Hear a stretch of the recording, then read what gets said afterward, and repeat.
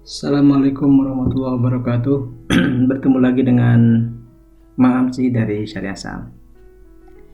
Di video kali ini kita akan mencoba membahas tentang laporan keuangan yang baru diterbitkan oleh 3 saham tambang milik negara. Jadi fokus di video ini kita akan membahas 3 saham atau 3 emiten pertambangan yang berada di bawah kepemilikan dari Inalum, dan Inalum ini adalah holdingnya tambang milik pemerintah Indonesia.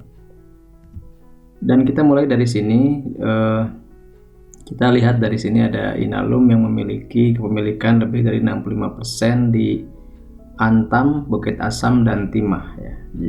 Yang lainnya ada Freeport, kemudian ada Vail dan Main ID Trading. Nah, yang kita fokuskan di pertemuan atau di video kali ini adalah tentang 3 emiten yang dimiliki lebih dari 65%, yaitu Antam, Bukit Asam, dan Timah.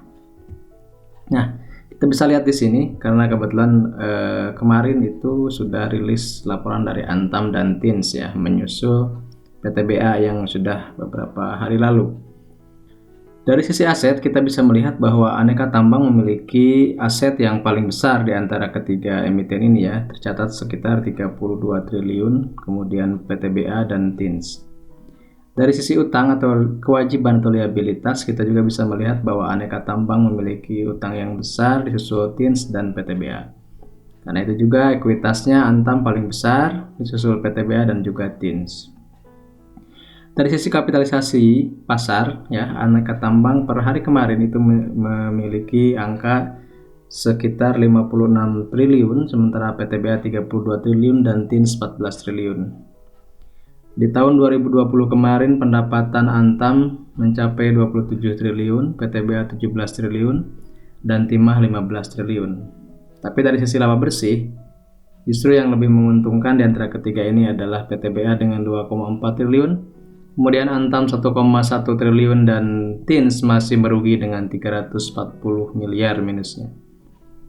Dari sisi pertumbuhan, kita bisa cek bahwa pendapatan Antam secara tahunan dari dibanding tahun 2019 itu menurun atau turun 16,34%. PTBA mengalami penurunan minus 20-an persen dan Tins minus 21%. Sementara laba bersih Antam mencatatkan kenaikan 492,9% kenaikannya ya. Kemudian PTBA turun minus 40% dan Tins ini naik karena rugi bersihnya menurun begitu ya. Rugi bersihnya menurun dibanding tahun lalu sekitar 600-an miliar kalau tidak salah. Kemudian dari sisi harga per lot, kita bisa tahu bahwa paling murah adalah Tins 190.000 atau 1.900-an. Kemudian kemudian Antam 2.340 dan PTBA 2.740. Kemudian dari sisi rasio keuangan, return on equity atau profitabilitas laba dibanding modal, kita bisa melihat bahwa PTBA paling besar, kemudian net profit margin juga PTBA, kemudian earning per share PTBA, book value PTBA, price to book value masih rendah atau dibanding ketiga ini maka PTBA yang paling rendah. Kemudian PER-nya juga PTBA yang paling rendah. Debt to asset-nya juga PTBA. Kemudian debt to equity juga PTBA, dan current ratio paling bagus adalah PTBA. Sekilas dari sini kita bisa melihat dari sisi keuangan PTBA mengungguli 2 emiten tambang BUMN lainnya yaitu Antam dan Tins ya. Tapi teman-teman harus cek lagi apakah informasi ini bisa divalidasi lagi ya, seperti itu. Dan ini tetap disclaimer on karena bukan rekomendasi beli atau jual, hanya menjelaskan informasi tentang saham-saham yang terkait dengan pertambangan dari BUMN. Nah, teman-teman juga bisa membandingkan file lainnya dari semua emiten yang ada di Bursa Efek Indonesia, sekitar 700-an emiten, 720 emiten, melalui file Excel ya, file Excel yang saya buat.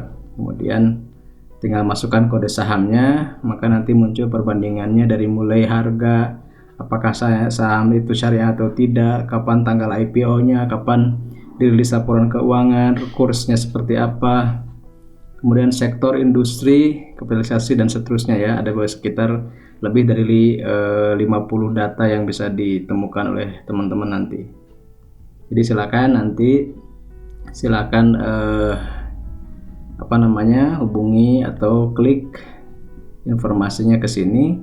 Kalau mau order langsung silakan ke sini. Jadi ini saya entry sendiri manual begitu, bukan hasil grab dari data-data yang ada online-nya. Kenapa? Karena saya berusaha untuk mengambil datanya secara sumber primer dari laporan keuangan langsung dari emitennya. Jadi silakan nanti dicoba untuk membandingkan berbagai emiten lainnya dengan menggunakan file recap dari saya sendiri. Terima kasih, mudah-mudahan bermanfaat informasinya. Jadi pastikan selalu cek dan dicek informasi validitasnya sebelum menentukan pilihan dalam berinvestasi ataupun berdagang saham. Semoga bermanfaat. Salam investasi amanah berlimpah. Saya Ma'amsi dari Syariah Saham. Assalamualaikum warahmatullahi wabarakatuh.